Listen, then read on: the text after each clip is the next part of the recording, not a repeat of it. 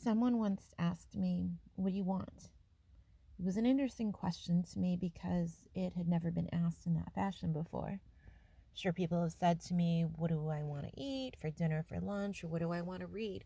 What do I want to go do?" But not simply, "What do I want?" Even then, I couldn't wrap my head around the concept of want with no parameters. What do I want? I want peace. What is peace? Patience, empathy for all of us, choice, education. I love acrostics. They make us look at a word and think about it. In Catholic churches, when folks greet one another, they say, "Peace be with you," and they respond, "And also with you." Sometimes they say, "God be with you." And in my last sermon, we talked about how God is in each of us and all of us.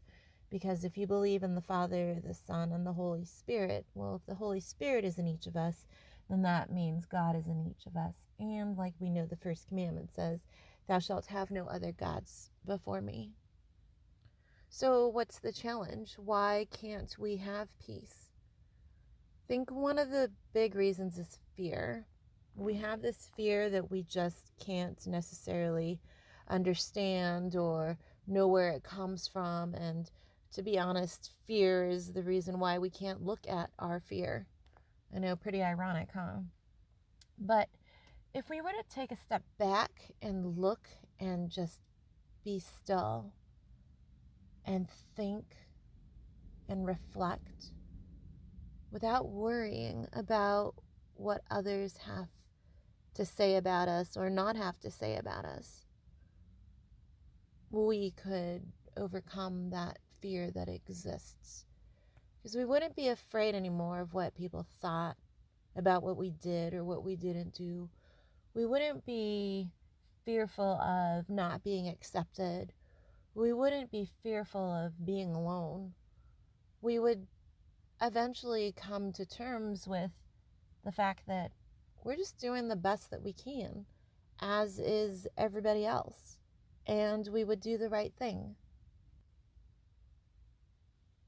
When we stop and look around at our environment, there's so much that we can learn from the plants, the animals, the forest fires, the animals that go rogue and come after us as humans or as other animals that might be around. We have upset the balance of nature, of our planet, of our environment. And that environment includes our own little environments in our bodies. If you think about probiotics and you think about how we end up corrupting our own bodies because of our haste that we have and the fear, again, that we're going to get behind in our jobs. I'm talking, about us here in America. It's my experience, so that's what I talk about. When we talk about the fear of falling behind and not keeping up with the Joneses, we do things that we really probably shouldn't be doing.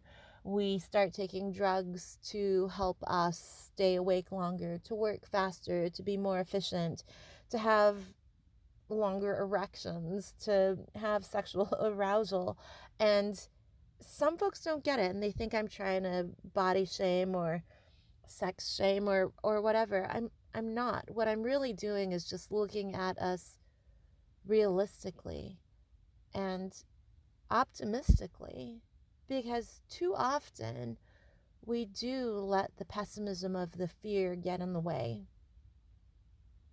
Friends, I'm going to challenge you this week to think about, what is it that we're afraid to do? Why is it that we have such strong opinions, and why are we afraid to listen to another perspective? Why do we fight so hard to have control when really the only thing we have control over is ourselves and our actions, our words? Sometimes we lose that self-control. So friends, I challenge you and myself to have that control, that self-control, this week. I believe in you. I believe in all of us. We are beautiful. We are intelligent. We are amazing. We're awesome, amazing human beings. Reverend Felicia signing out.